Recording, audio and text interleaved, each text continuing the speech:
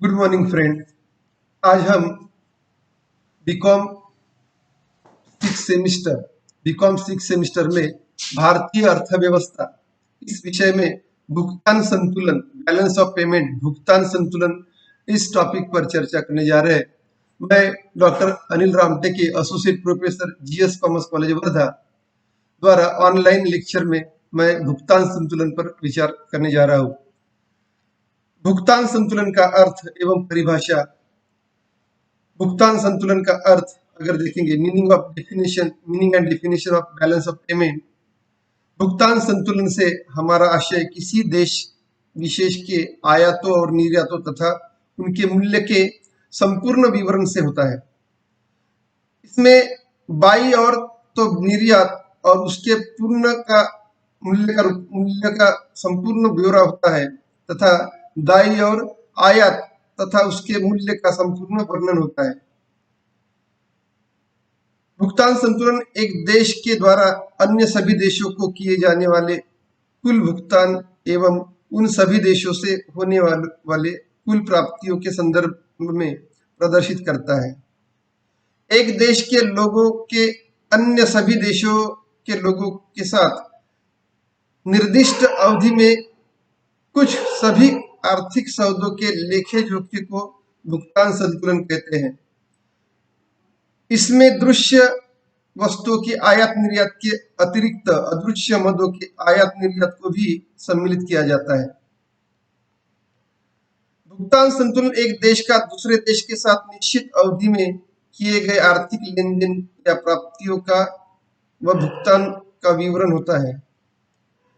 बेनहेम के अनुसार अगर देखेंगे तो एक देश का भुगतान संतुलन एक निश्चित अवधि के भीतर उसका बाकी विश्व के साथ मौद्रिक सौदों का लेखा होता है। वाल्टर क्रॉस कहते हैं, भुगतान संतुलन किसी देश के निवासियों एवं बाकी विश्व के निवासियों के साथ किसी समय विशेष सामान्य रूप से एक वर्ष में संपूर्ण किए गए समस्त आर्थिक सौदों का एक व्यवस्थित लिपिबद्ध प्रक्रिया है।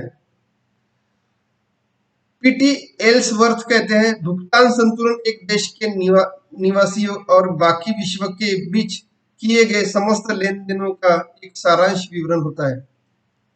यह दिए हुए समय को सम्मिलित करता है जो सामान्य रूप से एक वर्ष का होता है। भुगतान संतुलन की विशेषताएं इस प्रकार व्यक्त की जाती है। एक, क्रमबद्ध लेखा रिकॉर्ड, स्टेटमेंट रिकॉर्ड। यह एक देश का अन्य देशों के साथ किए गए आदान प्रदानों संबंधी भुगतानों एवं प्राप्तियों का क्रमबद्ध लेखा होता है।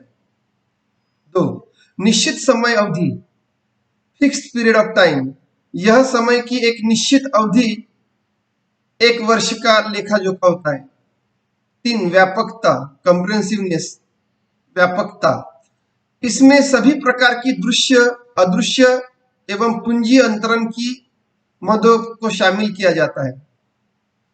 4, स्वतः संतुलित, सेल्फ बैलेंस। दोहरी लेखांकन प्रणाली लेखा दृष्टिकोण से स्वतः ही लेखे को संतुलन में रखते हैं। दोहरी अंकन प्रणाली, डबल एंट्री सिस्टम। दोहरी लेखांकन प्रणाली के आधार पर ही भुगतान व प्राप्तियों का लेखाबद्ध किया जाता है। 6, अंतर समायोजन, एडजस्टमेंट ऑफ डिफरेंसेस। वास्तविक व्यवहारों में जब कभी कुल प्राप्तियों व भुगतानों में अंतर हो जाता है तो इनको समायोजित करने की आवश्यकता पड़ती है।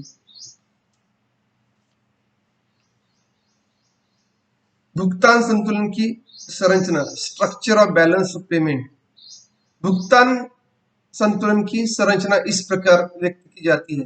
भुगतान शेष एक देश का दूसरे देशों के साथ एक निश्चित अवधि के मध्य किए गए आर्थिक लेन देन अथवा प्राप्तियों व भुगतान का विवरण होता है।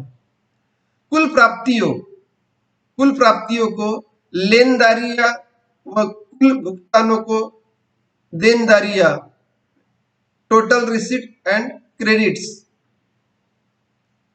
कुल भुगतानों को पेमेंट्स को देनदारी या डेबिट कहा जाता है। इस प्रकार भुगतान संतुलन की संरचना के दो पक्ष होते हैं, लेनदारी पक्ष क्रेडिट साइड और देनदारी पक्ष डेबिट साइड। लेनदारी पक्ष में उन समस्त मूल्यों को दर्शाया जाता है जो विदेशों से प्राप्त हुए हैं या होने हैं। इसे जमा पक्ष क्रेडिट साइड भी कहते हैं, जबकि देनदारी पक्ष डेबिट साइड में समस्त प्रकार के भुगतानों को लिया जाता है। इसे नाम पक्ष भी कहा जाता है। भुगतान संतुलन की संरचना इस प्रकार प्रकट की जाती है। भुगतान संतुलन विवरण items, receipt of credit, payment और डेबिट्स, नेट। भुगतान संतुलन की प्रवृत्तियां। भुगतान संतुलन सदैव संतुलित रहता है। भुगतान संतुलन सदैव संतुलित रहता है। भुगतान संतुलन सदैव संतुलित रहता है, यह कथन लेखाशास्त्रीय अकाउंटिंग सिद्धांतों पर निर्भर होता है। दोहरा लेखा प्रणाली के सिद्धांतों के अनुरूप एक वाक्यांश का अर्थ है कि एक खाते अथवा लेखे के रूप में भुगतान संतुलन सदैव संतुलित रहता है। भुगतान संतुलन के दोनों पक्षों की बराबरी केवल हिसाबी बराबरी होती है, वास्तविक बराबरी नहीं। भुगतान संतुलन सदैव संतुलित रहता है। चालू खाते का संतुलन अनुकूल अथवा प्रतिकूल किसी भी स्थिति में हो सकता है। चालू खाते में भुगतान संतुलन को ऋण के द्वारा संतुलित किया जाता है। जब चालू खाते में घाटा हो तो विदेशों से ऋण की प्राप्ति मानी जाती है तथा आधिक्य हो तो विदेशों को ऋणों का भुगतान माना जाता है। इस ऋणों की कार्यवाही से भुगतान संतुलन संतुलित किया जा सकता है।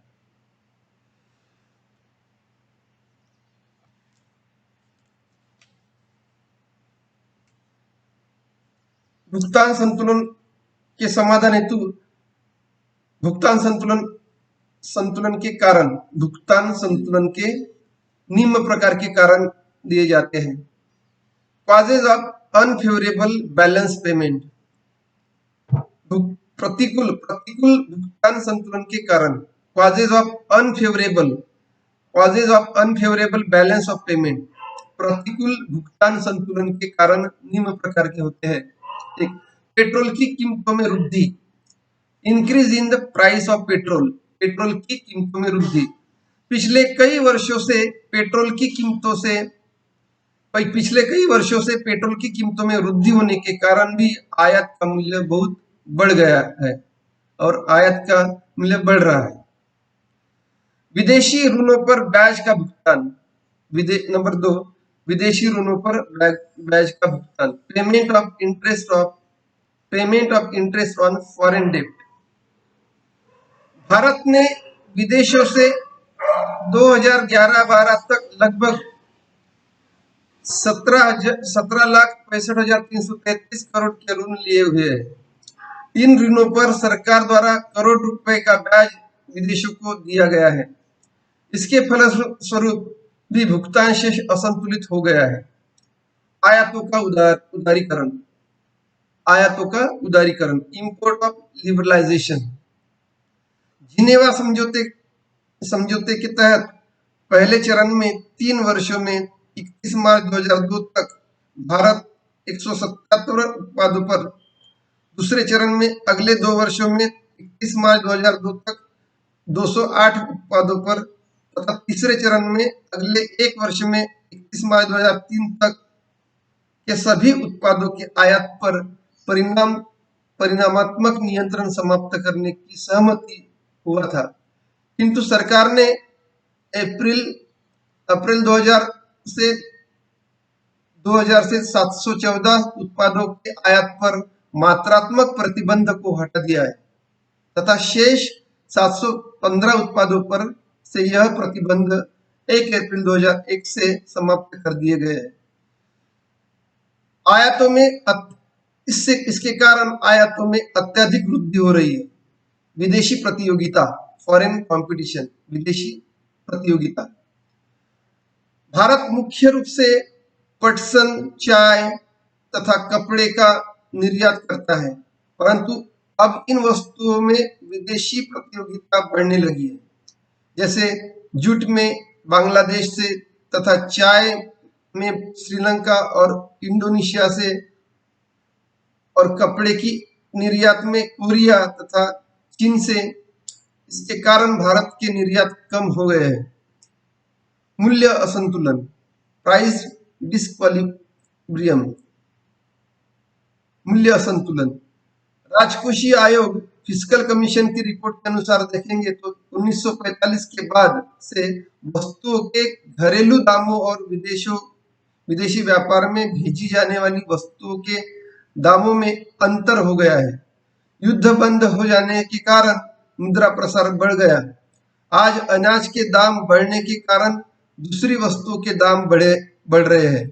इसके कारण आयात बढ़े तथा निर्यात कम हो रहे हैं।